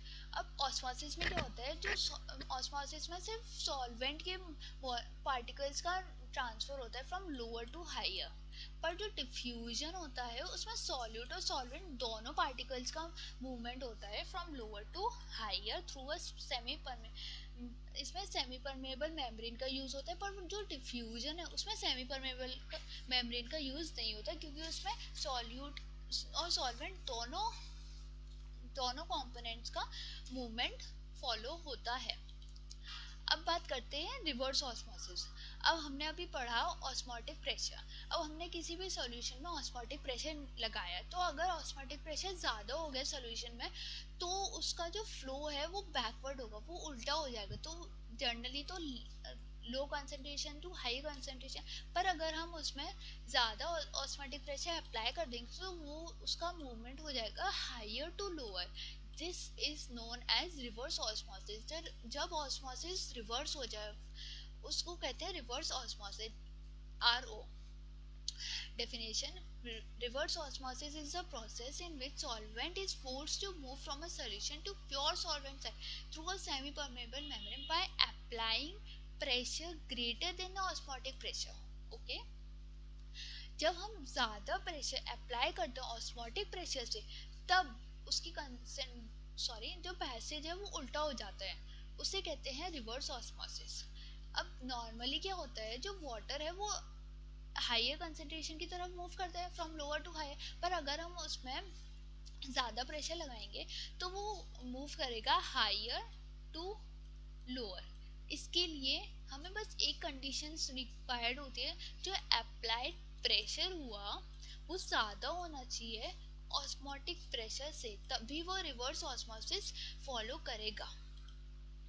अब इसमें होता क्या है, प्रेशर सॉल्यूशन की साइड हम प्रेशर अप्लाई करते हैं जिसकी वजह से वो प्योर साइड की तरफ बैक मतलब वो प्योर साइड की तरफ दोबारा पीछे उल्टा मूव कर लेता है, जिस प्योर साइड की तरफ आ जाता है और जो इम्प्योरिटीज हैं वो पीछे हट जाती हैं। यही कंसेप्ट यूज होता है RO में। अब इसका real life example drinking water purification, जो हम पानी पीते हैं उसको प्योरीफाई करने में भी रिवर्स ऑस्मोसिस को यूज़ करते हैं, और जो सॉल्ट होता है सी वाटर से निकालने के लिए उसमें भी हम रिवर्स ऑस्मोसिस का यूज़ करते हैं, और किडनी डायलिसिस मशीन्स।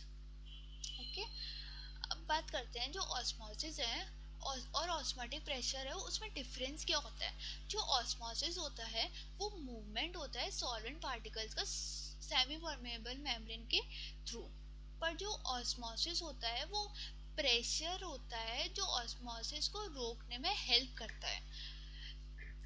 दोबारा, जो ऑस्मोसिस होता है वो सॉल्वेंट मॉलिक्यूल के का मूवमेंट होता है through a semi permeable membrane, पर जो ऑस्मोटिक प्रेशर होता है वो रिक्वायर्ड प्रेशर होता है so that osmosis will be prevented. इसका जो नेचर होता है, ये एक प्रोसेस होती है, ऑस्मोसिस एक प्रोसेस होता है, और जो ऑस्मोटिक प्रेशर होता है वो एक फिजिकल क्वांटिटी है जिसको हम मेजर कर सकते हैं। ऑस्मोसिस में direction from lower to higher होती है, और जो ऑस्मोटिक प्रेशर होता है वो इसको रिवर्स कर देती है, इट अपोजेस दैट फ्लो। अब ऑस्मोसिस में क्या होता है, इसमें सेमी परमेबल मेम्ब्रेन रिक्वायर्ड होती है, पर जो ऑस्मोटिक प्रेशर होता है वो कंसंट्रेशन और टेम्परेचर पर डिपेंड करता है। ऑस्मोसिस में कोई मतलब उस ऑस्मोसिस को हम डायरेक्टली मेजर नहीं कर सकते, पर ऑस्मोटिक प्रेशर को हम मेजर कर सकते हैं। ऑस्मोसिस को की जो कंसंट्रेशन, ऑस्मोसिस कंसंट्रेशन पर डिपेंड करते हैं, कंसंट्रेशन डिफरेंस पर जो ऑस्मोटिक प्रेशर है वो नंबर ऑफ सॉलिड पार्टिकल्स पर डिपेंड करता है। इससे ये कॉलिगेटिव प्रॉपर्टी, इसको हम एक कॉलिगेटिव प्रॉपर्टी कहते हैं, क्योंकि ये नंबर ऑफ सॉलिड पार्टिकल्स पर डिपेंड करता है, ना कि नेचर ऑफ सॉलिड पार्टिकल्स पर। ऑस्मोसिस का कोई डायरेक्ट फार्मूला नहीं होता, पर ऑस्मोसिस का फार्मूला होता है pi is equal to I C R T. Pi is osmotic pressure, I is van't Hoff factor, C is concentration, R is gas constant and T is temperature. अब बात करते हैं abnormal molar mass. Abnormal molar mass एक ratio होता है between the experimentally calculated molar mass and the actual molar mass. When the experimentally calculated molar mass of a solid does not match its actual or true molar, ये इसलिए होता है क्योंकि जो colligative properties है वो नंबर ऑफ पार्टिकल्स पर depend करती है, ना कि उनके नेचर पर। अब इसमें इसके मेनली दो रीजंस होते हैं, dissociation and association. Dissociation mainly electrolytes में होता है, जैसे कि NaCl सॉल्ट। इसमें क्या होता है, कोई भी इलेक्ट्रोलाइट है, मान लो NaCl है, वो डिसोसिएट हो जाता है into its ions Na plus Cl minus. इसमें क्या होता है, जो आयंस होते हैं अगर वो ज्यादा हुए तो उनका इफेक्ट भी ज्यादा हो जाएगा। मतलब एबनॉर्मल मोलर मास मतलब चेंज इन मोनोमर, डिफरेंस हो जाता है एक्सपेरिमेंटली और कैलकुलेटेड में, जो डिफरेंस है वो ज्यादा हो जाता है अगर नंबर ऑफ आयन ज्यादा हो जाता है, और जो कैलकुलेटेड लोअर मोलर मास है वो कम हो जाता है देन एक्चुअल मोलर मास। ये इससे होता है क्योंकि जो नंबर ऑफ आयंस है वो ज्यादा हो जाता है। अब दूसरी बात करते हैं एसोसिएशन में क्या होता है। एसोसिएशन में क्या होता है, कोई भी दो आयन कोई भी आयंस दो अटैच होते हैं, मतलब कंबाइन होते हैं to form a bigger unit. इसमें क्या होता है, जो अगर पार्टिकल डिक्रीज हुए, अगर पार्टिकल कम हुए तो पार्टिकल कम फॉर्म होते हैं क्योंकि एक ही पार्टिकल फॉर्म होते हैं जनरली, तो जिसकी वजह से जो इसका इफेक्ट है वो डिक्रीज हो जाता है। ये जो कैलकुलेटेड मोलर मास है उसको बढ़ा देता है then the experimentally calculated molar mass, जिसकी वजह से डिफरेंस आ जाता है एंड एबनॉर्मल मोलर मास हो जाता है। अब बात करते हैं वेंट ऑफ फैक्टर क्या होता है। वेंट ऑफ फैक्टर एक रेशियो होता है between the calculated colligative property and observe colligative property. हमने कोई कॉलिगेटिव प्रॉपर्टी मेजर करी तो जो कैलकुलेटेड अपॉन ऑब्जर्व्ड है उसका जो रेशियो है उसे कहते हैं हम went Hoff factor. Ratio of the actual number of particles in a solution to the number of formula unit dissolved is known as Van 't Hoff factor। अब अगर Van 't Hoff factor I है, Van 't Hoff factor number of ions पे depend करता है। अगर Van 't Hoff factor is I तो ना तो उसमें डिसोसिएशन हुआ ना उसमें एसोसिएशन हुआ, पर अगर Van 't Hoff factor I से छोटा है तो उसमें होता है डिसोसिएशन, मतलब पार्टिकल्स ब्रेक होते हैं। पर अगर Van 't Hoff factor 1 से कम होता है, 1 से छोटा होता है, तो जो पार्टिकल्स होते हैं वो एसोसिएट होते हैं, वो कंबाइन होते हैं to form a resultant molecule. अब का बात करते हैं degree of dissociation from van't Hoff factor. अब डिग्री ऑफ डिसोसिएशन, डिसोसिएशन कब होता है, जब I 1 से बड़ा। When a solute dissociate, Van 't Hoff factor tells us how much it actually break। जब कोई भी सॉल्यूट डिसोसिएट होता है, कोई भी सॉल्यूट टूटता है, तब Van 't Hoff factor हमें बताता है कि वो कितना टूटा। जो अल्फा होता है, alpha is represented by this. जो अल्फा होता है वो फ्रैक्शन ऑफ मॉलिक्यूल्स होता है जो डिसोसिएट होते हैं, और जो आई होता है वो हमें बताता है टोटल पार्टिकल इंक्रीज मतलब पार्टिकल्स कितने इंक्रीज हुए। अब कोई इलेक्ट्रोलाइट कहते हैं जो डिसोसिएट हुआ एन आयन से, तो उसका फॉर्मूला बनेगा van't Hoff factor is equal to 1 plus fraction of molecule that dissociate into number of ions minus 1। ये हो गया mathematical expression for the van't Hoff factor when the solid particles dissociate. अब इसको arrange करेंगे तो alpha की value निकालेंगे तो alpha is equal to van't Hoff factor minus 1 upon number of ions minus 1। ये एक्सप्रेशन हुआ for finding the fraction of molecule that dissociate. अब एग्जांपल लेते हैं, कोई NaCl हुआ, इलेक्ट्रोलाइट हुआ। अब इसमें दो आयंस फॉर्म्ड हुए Na plus and Cl minus. अब अगर इसमें I है 1.8, I is given, I is given, तो अगर हम फॉर्मूले में लिखेंगे तो I alpha is equal to I minus 1 upon n minus 1। अब I is 1.8, 1.8 minus 1 upon number of ions that is 2 minus 1 which is 0.8 upon 1 and answer is 0.8। अब इसको परसेंटेज निकालेंगे 0.8 into 100, so it will come out 80%। So 80% dissociation occurs। अब हम दूसरे example लेते हैं CaCl2। इसमें total number of ions is 3, 1 2 1 plus 2 is equal to 3। तो अगर इसमें फॉर्मूले में पुट करेंगे alpha is equal to I minus 1 upon n minus 1। अब I है 2.5 minus 1 upon n is 3 minus 1 is equal to 1.5 upon 2। अब इसको डिवाइड करेंगे तो 0.75 विल बी कम आउट। अब इसको परसेंटेज में चेंज करने के लिए इसमें 100 को मल्टीप्लाई करेंगे तो it will come out 75%। So percentage of dissociation आ गया 75%। अब बात करते हैं, अगर अल्फा की वैल्यू 0 तो कोई भी डिसोसिएशन नहीं होता। अगर अल्फा की वैल्यू 0 होती है तो आई होता है वो 1 हो जाता है। इसको मैथमेटिकली देखें तो आई माइनस 1 अपॉन n माइनस 1। अब इसमें आई इज इक्वल टू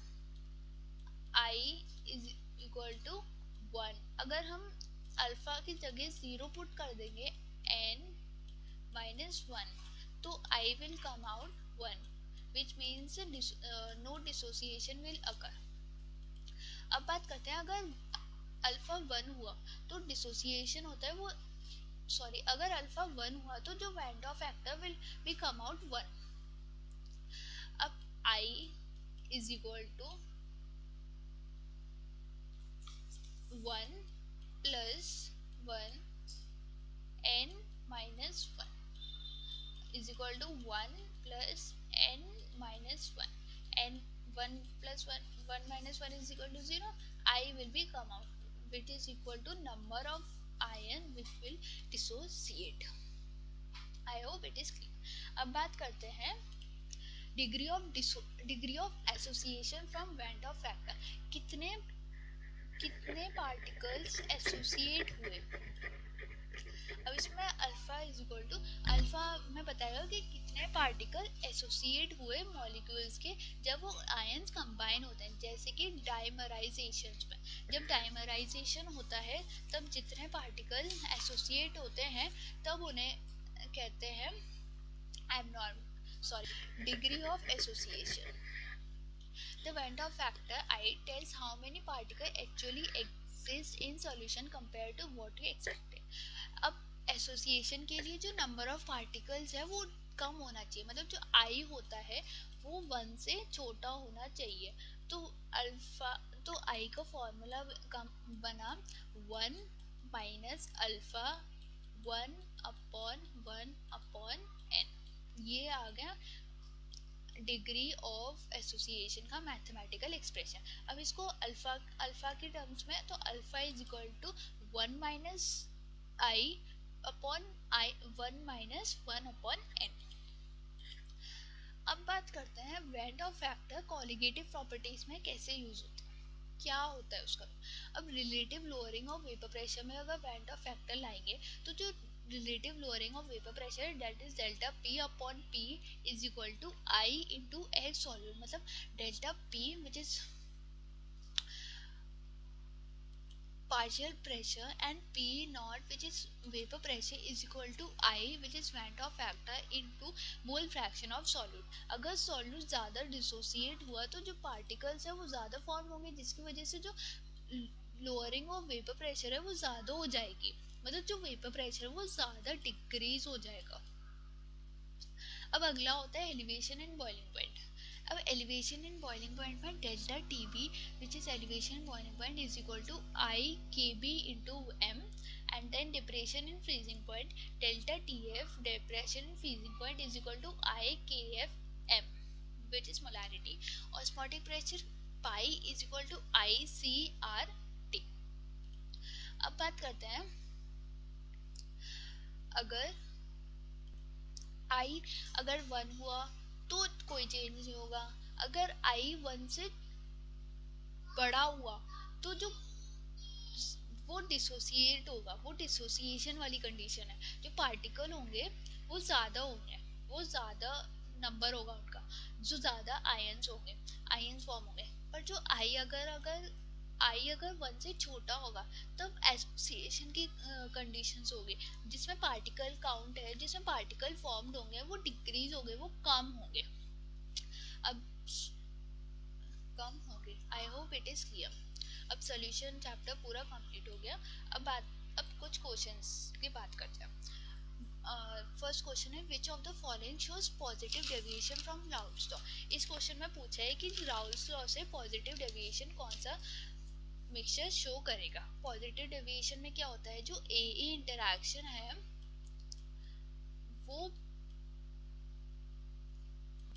वो ज्यादा होती है ए बी इंटरैक्शन से। सो इसमें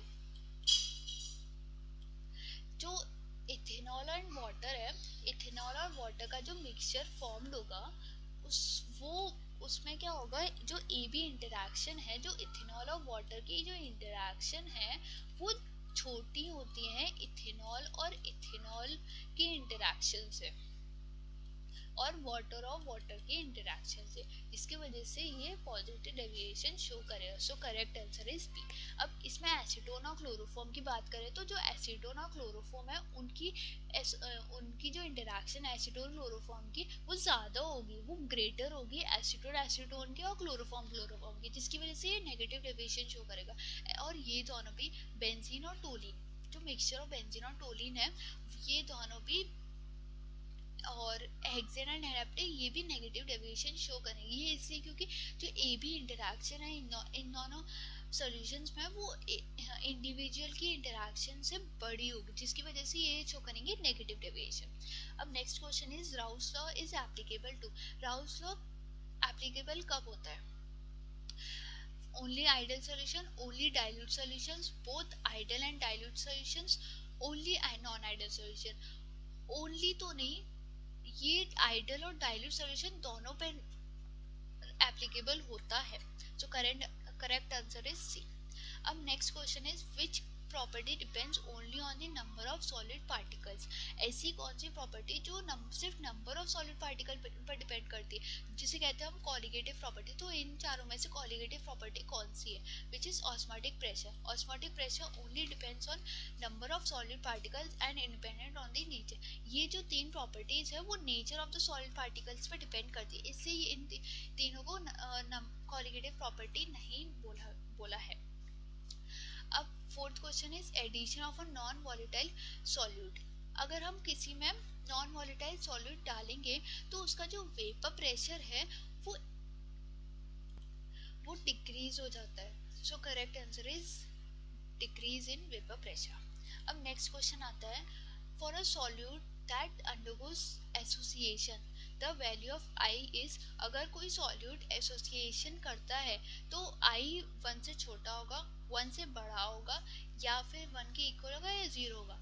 अगर कोई एसोसिएशन होता है तो आई हमेशा 1 से छोटा होता है। So correct answer is B. अब नेक्स्ट बात करते हैं, ऑस्मोटिक प्रेशर इज मैक्सिमम। अब क्या होता है, ऑस्मोटिक प्रेशर उनका ज़्यादा होता है जो ज़्यादा डिसोसिएट करते हैं। तो इसमें NaCl ज़्यादा डिसोसिएट करेगा एज कम्पेयर टू अदर, तो इसका जो ऑस्मोटिक प्रेशर है वो ज़्यादा होगा as compare to this one. So correct answer is B, 1 molar NaCl। अब next question is which concentration term is independent of temperature. कौन सा टर्म टेम्परेचर पे डिपेंड नहीं करता। मोलैरिटी में वॉल्यूम होता है तो वो टेम्परेचर पे डिपेंड करता है, तो ये करेक्ट आंसर नहीं है। मोलैरिटी में मास का होता है कंपोनेंट, वॉल्यूम का कंपोनेंट नहीं होता, तो ये टेम्परेचर पे डिपेंड करेगा, इसलिए the correct answer is molarity.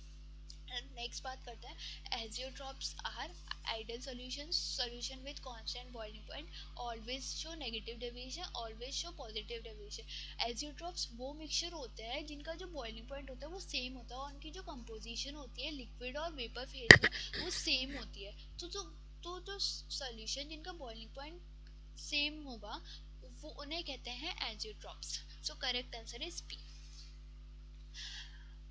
अगर ये कंसेप्ट क्लियर हो तो सॉल्यूशन चैप्टर इजी हो गया। अब बस प्रैक्टिस करो, मार्क्स अपने आप आएंगे। ऐसे ही स्मार्ट ट्रिक्स के लिए साइंस नवा को फॉलो करें। See you in next video. Thank you.